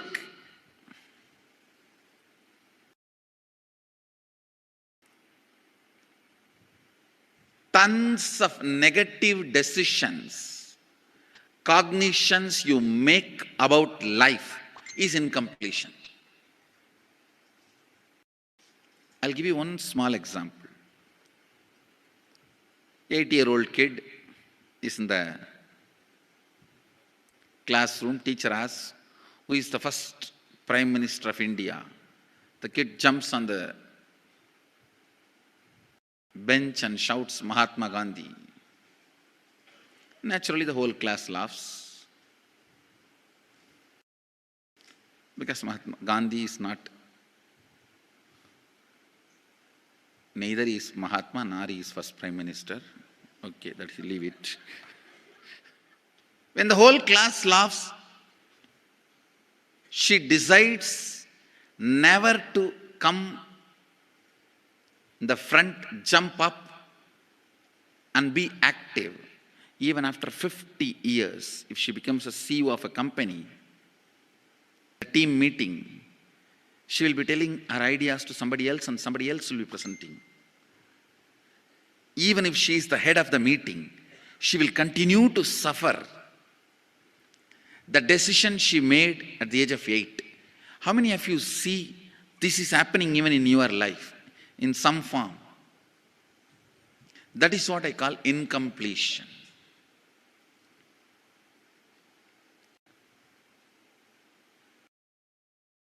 Understand, there is a very powerful science by Sadashiva in Agama. Sadashiva is the first Guru, Adi Guru. He explains in Agama. Of course, the moment I utter this word, many will have many questions. What? Sadashiva? He was supposed to be God. Was he Guru? He was supposed to be energy. Was he teaching? Let me be very clear. Consciousness beyond time and space, but he also assumed form within the time and space. The formless came in form many times and taught the great spiritual truths to the world. We should not even use the word was. Is the right word.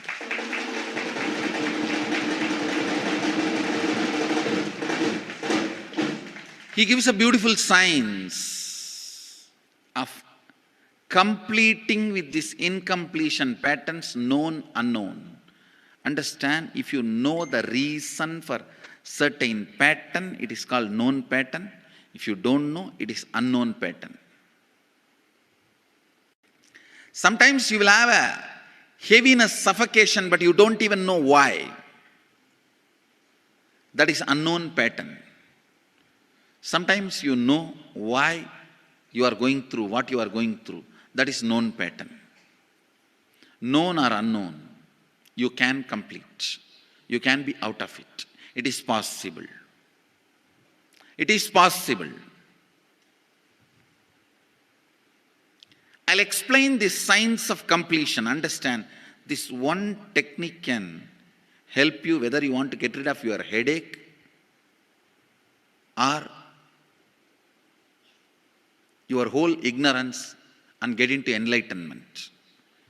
Whether you want as simple as healing your headache or as complicated as enlightenment.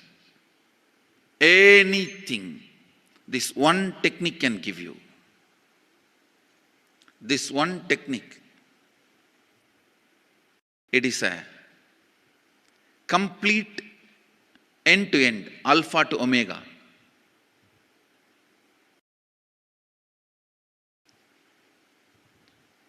It's from Sadashiva directly. In the Agama, 94th verse, 22nd technique. The chapter is called Shivajnanopanishad and also called as Vijnana Bhairava.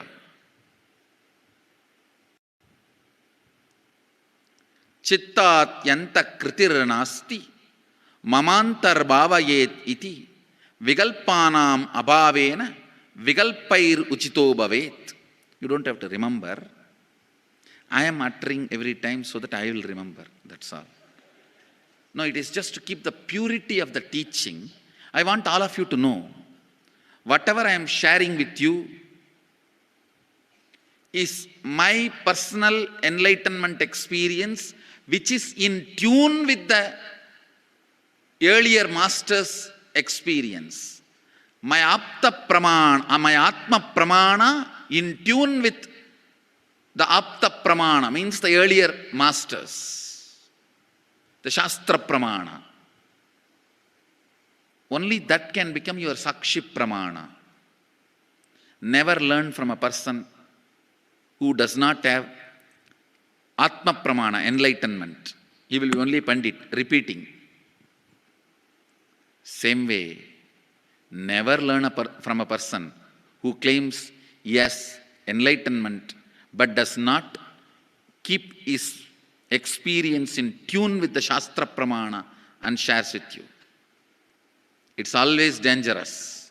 Maybe it must have been good for him, but we don't know whether it is good for all of you. The Atma Pramana should always be acid washed with Apta Pramana, Shastra Pramana. Only that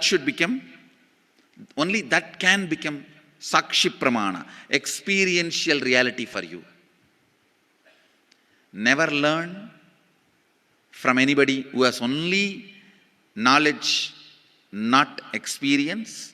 Same way, never learn from somebody who claims having only experience and does not connect, purify, make it in tune with the Shastra and presents it to you. There is always a danger. If you don't bother about the Shastra Pramana, you may be having kakka biryani. Be careful. Listen. To keep the purity of the teachings, I keep the original Sanskrit verses. I'll give you the translation now. Consciously feel within the mind stuff of past memories of incompletion with its activities as mind, intellect and ego not existing in me. By contemplating this way in your inner space, deciding from the past impressions and memories of completion, put your active attention at the space of past happening, relive these imagined impressions and memories of incompletion, then the mind stop having fully ceased from its present characteristics of forming thought patterns and cognitions is complete. Thus you become complete and achieve the original space of complete completion. Listen, now I will explain. I have read out the translation.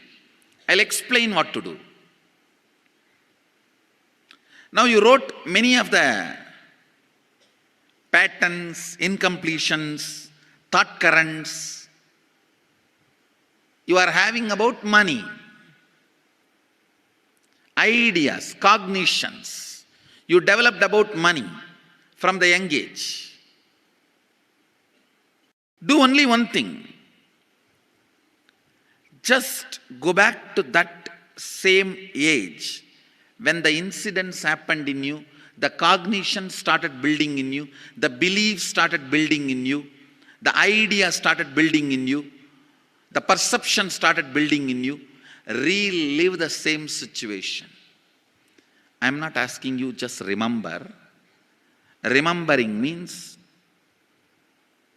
for example, something happened at the age of 7 which is still hurting you about money. You asked 1 rupee from your uncle and he did not give, but he gave it to his son. It's still sitting and hurting.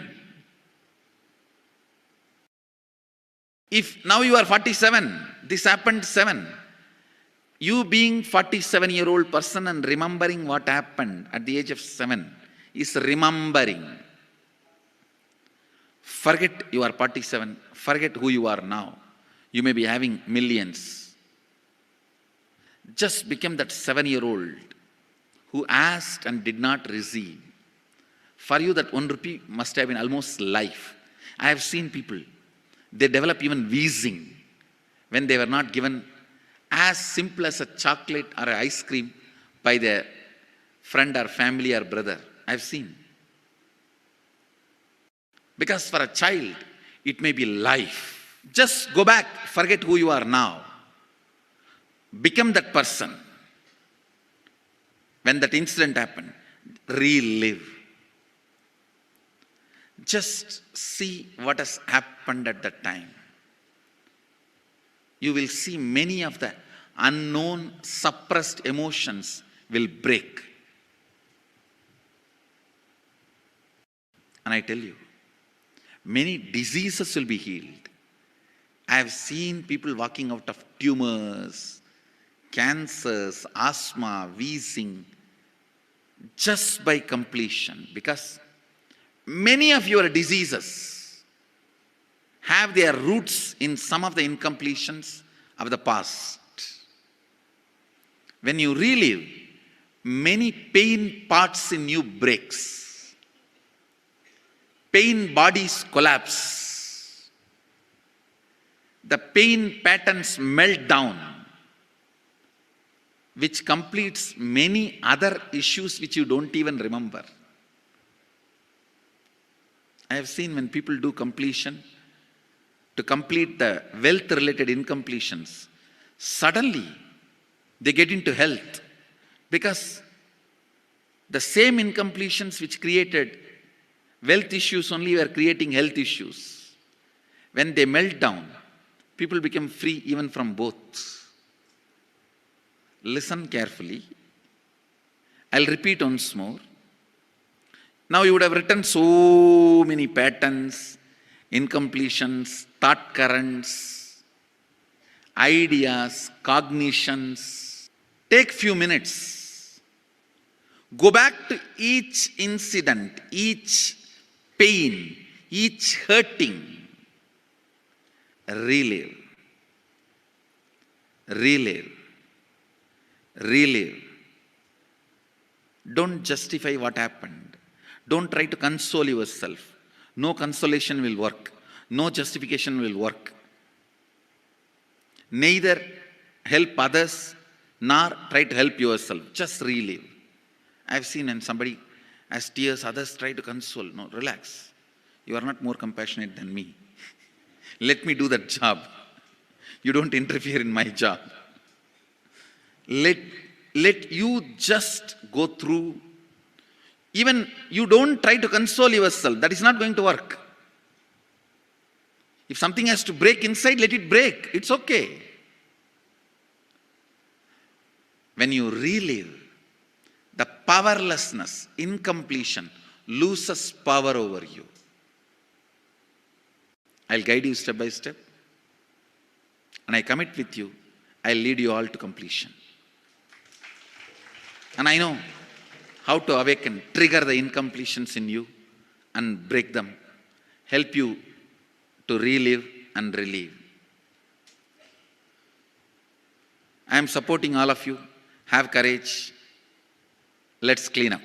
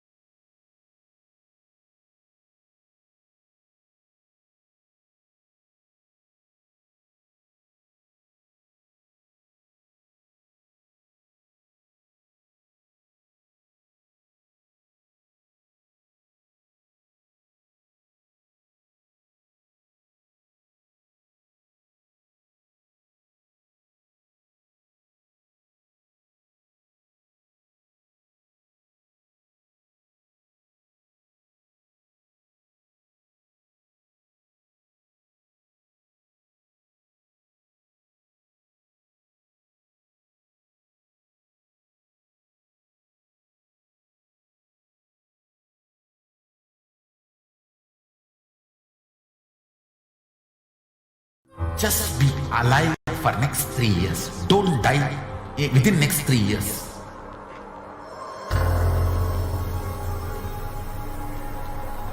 Just don't die within next 3 years. Be alive, somehow be alive. I'm working sincerely. I will reach you somehow. Somehow I will reach you. It's my commitment to humanity.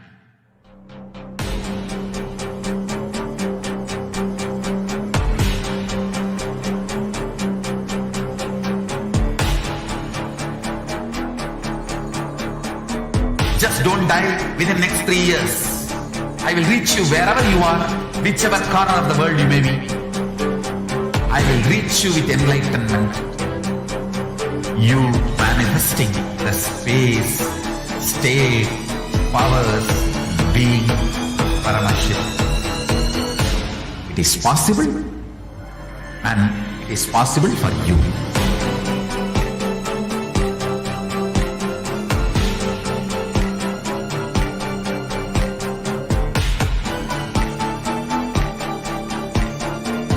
Paramashiva will reach you with enlightenment science. I know he is going to do the job. Just be alive for next 3 years. Nothing else.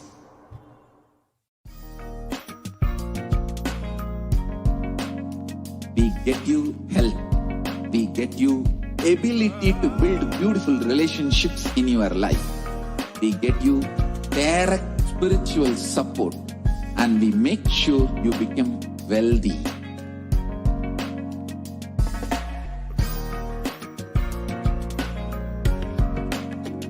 We won't stop giving you just good life. We will literally not stop till you live enlightened life. Manifesting the state of Paramashiva, space of Paramashiva, powers of Paramashiva, being of Paramashiva.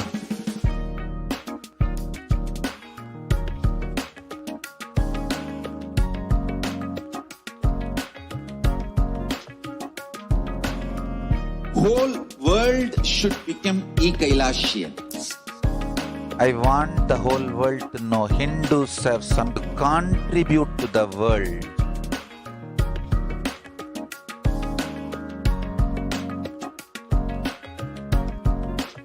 We have something great to contribute to the world.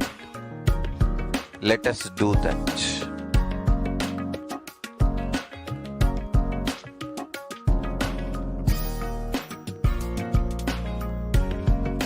E-Kailasa is proper customized spiritual, helping you to identify your root patterns of suffering.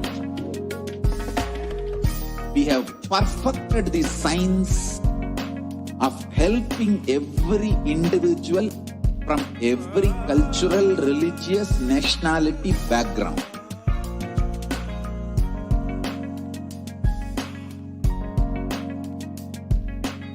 You will have lowest reactionary assumptions, highest awakened response, alive response for life continuously.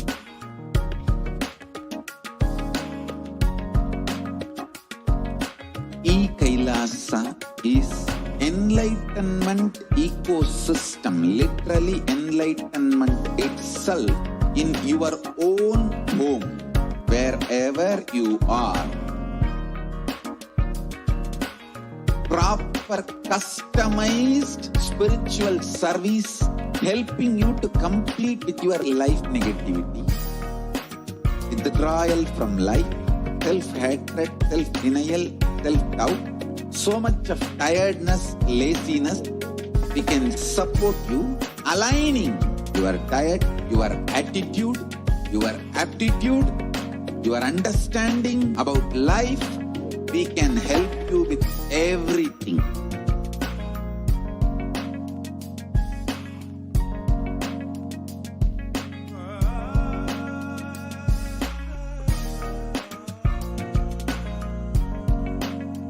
If you are interested in enlightenment, we will immediately bring this to you If you are not interested, we will explain the whole science, inspire you and make you interested in enlightenment time.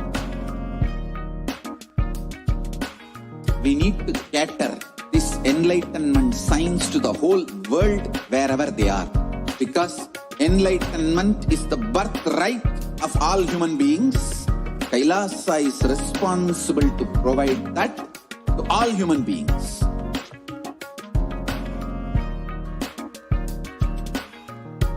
Kailasa is the totality of the knowledge I received from my gurus and practice manifested in my life.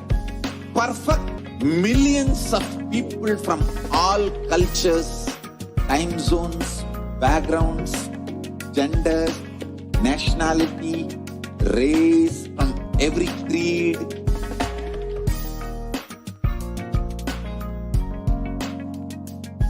So this absolutely perfected knowledge available to you, served to you in your home without even you moving out of your couch, free of cost.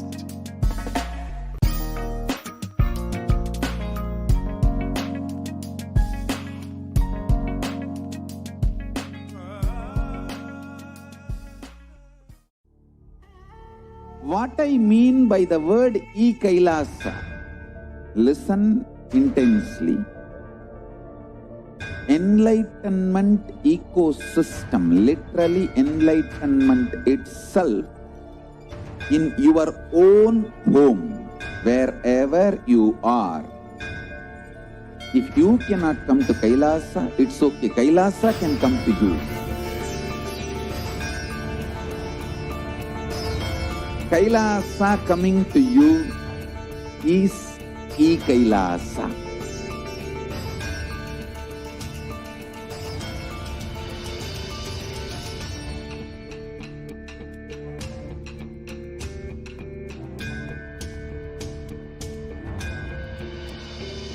I will revive Hinduism. I am a Hindu revivalist, not by any revolution, but by evolution.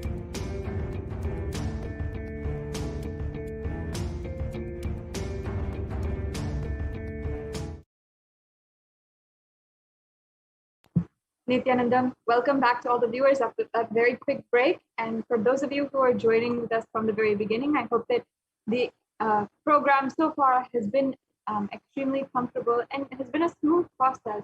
If you have any questions, if you have any kind of insights that you've had, especially after we have understood the misconceptions that many of us have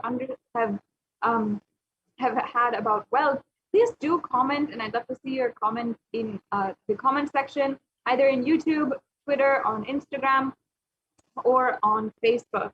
So wherever you're joining in from, please do let us know your experiences and perhaps even your previous experiences with the Baba Samadhi Darshan of Venkateshwara, when you are literally experiencing, when you are literally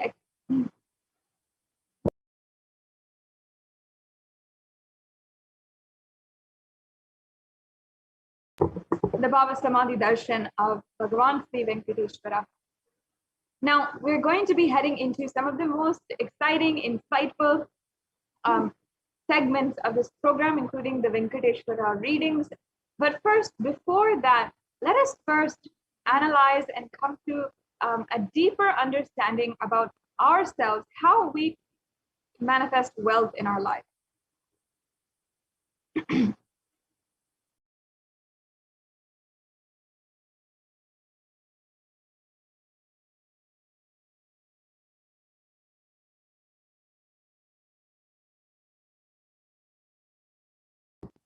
So the first step is to clean up the incompletions and the patterns that we carry about wealth and create a right place, a powerful magnetic energy center in you to attract wealth situations and people that support you to create wealth like magnetic energy center for manifesting wealth the way that you want.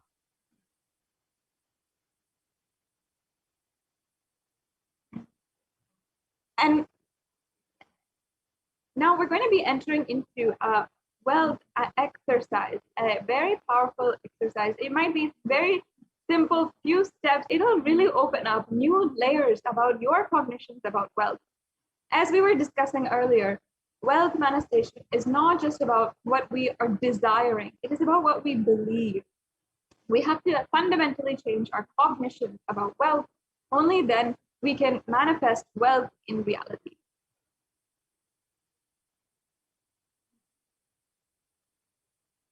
Yes, can I request if we can go to the next slide, please?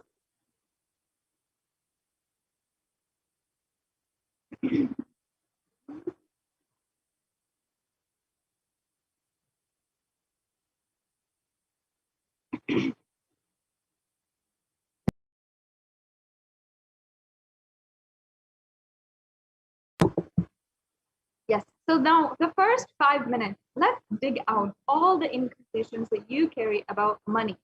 Keep writing whatever comes to mind and keep it for a straight 5 minutes. So get your journal, your spiritual journal, whatever you have, then you have handy for you to do this very, very powerful exercise. And it's just for 5 minutes each step for a total of 15 minutes. So start writing down what is the inner chatter that happens inside of you when the moment you remember money. Does it bring tremendous pain, suffering, impossibility, or that kind of thing inside of you? What is the emotion or the energy it invokes inside of you? The moment you think about money, whatever you feel and think, maybe it is that money is difficult, money is impossible, or if you feel that really, if you feel unless you cheat, you can't get money, even if you cheat somebody, somebody will cheat you. So much goes on inside of you about money, your incompletions about money. So you can just spend a few minutes right now and let's deeply sit with ourselves and start manifesting the reality that we want. So sincerely write down right now, just for the next 5 minutes, all the incompletions that you carry about, well, the beliefs, the mental patterns that you have, the perceptions and the cognitions right now. So take 5 minutes and let's write down everything that we cognize about wealth.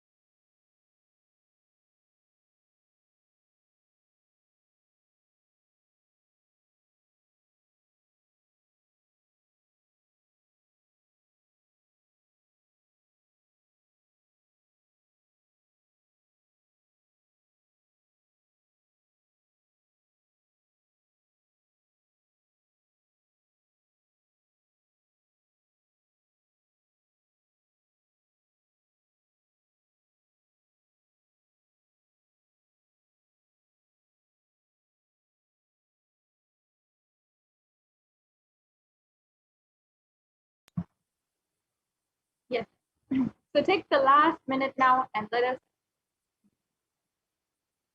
finish up writing the cognitions that you carry about wealth. So much goes on inside you about money, your incompletions with money. So as we have been doing, continue and finish up digging out all of your incompletions, your beliefs, and everything about money.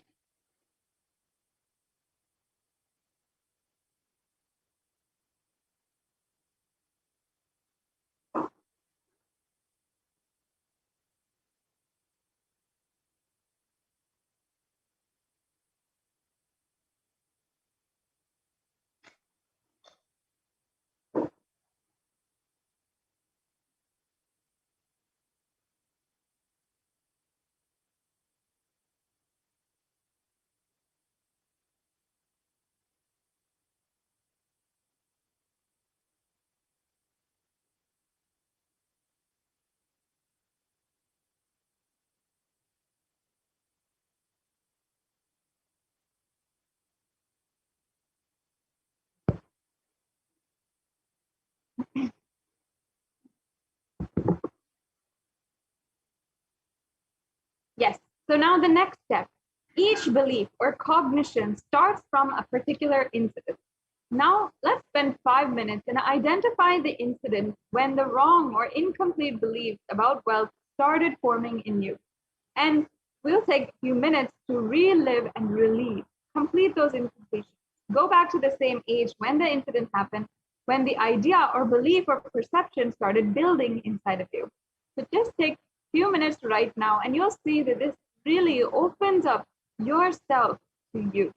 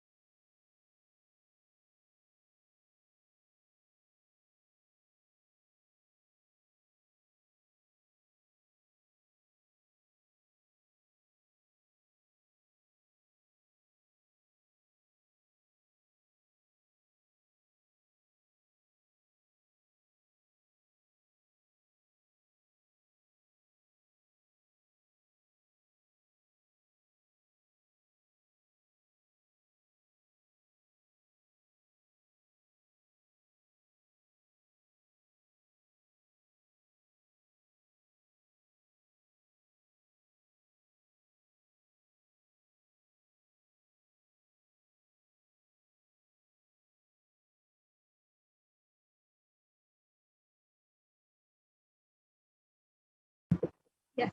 So keep spending the last few minutes, relive and relieve, complete all the incompletions inside of you.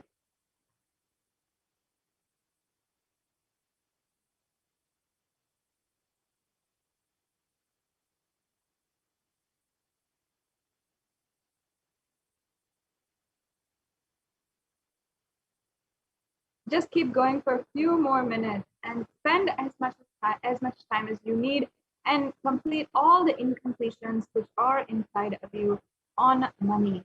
That just means go back, relive, relieve incidents where you started the wrong belief or the incompletion inside of you about wealth. You might understand wealth as a burden, or perhaps for many of you, you witnessed as a young child an argument or a family crisis regarding money, and that has defined your relationship with money. All of these is what we need to complete with right now. And take a few minutes right now to do that so that we can complete with our cognitions about money and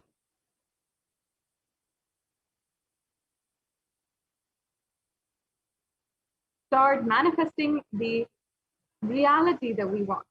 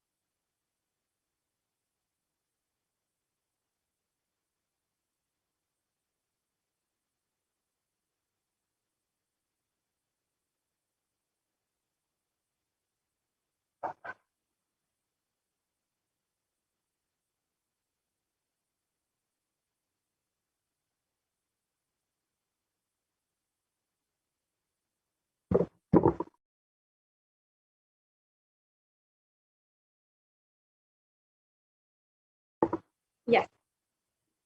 So now, if I can request the volunteer to go and present more. Now,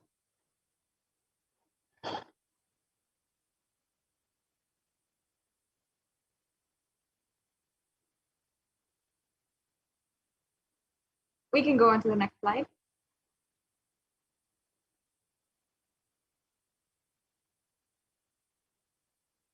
The next slide, please. Yeah. So now we're going to consciously decide what you want to manifest in the next 3 months in the wealth dimension. The next slide, please. So write clearly, let's take 5 minutes right now. Write clearly, what is your intention?